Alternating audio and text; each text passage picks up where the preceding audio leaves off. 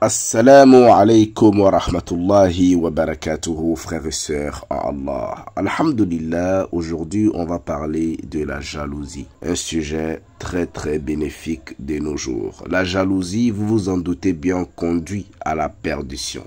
Le prophète sallallahu alayhi wa sallam nous dit dans un hadith rapporté par At-Tabarani et authentifié par Cheikh Al-Albani: les gens ne cessent d'être dans le bien tant qu'ils ne se jalousent pas. Le prophète sallallahu alayhi wa sallam nous dit encore dans un autre hadith rapporté par Muslim numéro 2962: lorsque vous aurez conquis la Perse et l'Occident, quel sera votre état? Abdurrahman ibn Auf radiyallahu anhu a dit: nous disons ce qu'Allah nous a ordonné. Le prophète sallallahu alayhi wa sallam a dit: plutôt autre que cela, vous vous concurrencerez, puis vous vous jalouserez, puis vous vous tournerez le dos, puis vous vous haïrez. Subhanallah. Frères et sœurs en Allah, n'est-il pas le cas de nos jours? Dans la communauté, n'est-il pas le cas? Dans les familles, dans les mosquées, etc. etc.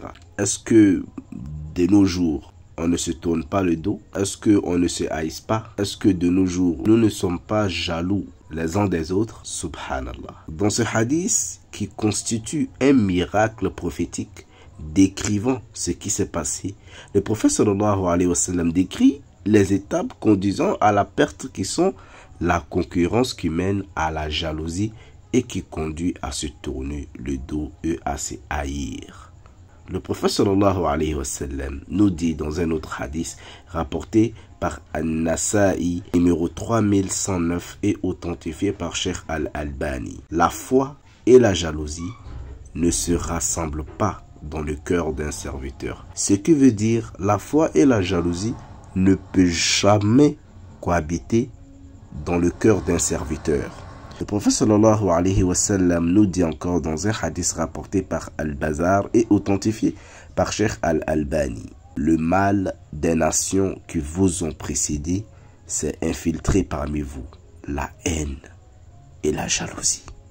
La haine est celle qui rase. Elle ne rase pas les cheveux, mais elle rase la religion. En écoutant tous ces hadiths, en méditant sur tous ces hadiths, n'est-ce pas le cas de nos jours? Notre état est comment? Nous sommes comment actuellement? On est jaloux, on ne s'aime pas, on se hait. Il faut qu'on change. Si nous changeons, Allah Azza wa Jalla nous viendra en aide.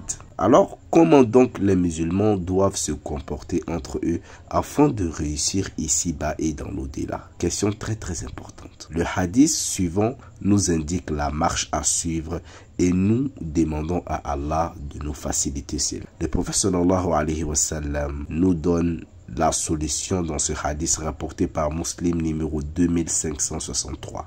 Ne coupez pas les relations entre vous. Ne vous tournez pas le dos. Ne vous détestez pas, ne vous jalousez pas et soyez des frères comme Allah vous l'a ordonné. Point final. Et c'est ce qui est difficile de nos jours. En espérant que ce rappel vous a été bénéfique. Maximum de partage, plus de hasanat, insha'Allah ta'ala. Barakallahu fikum. Wassalamu alaykum wa rahmatullah.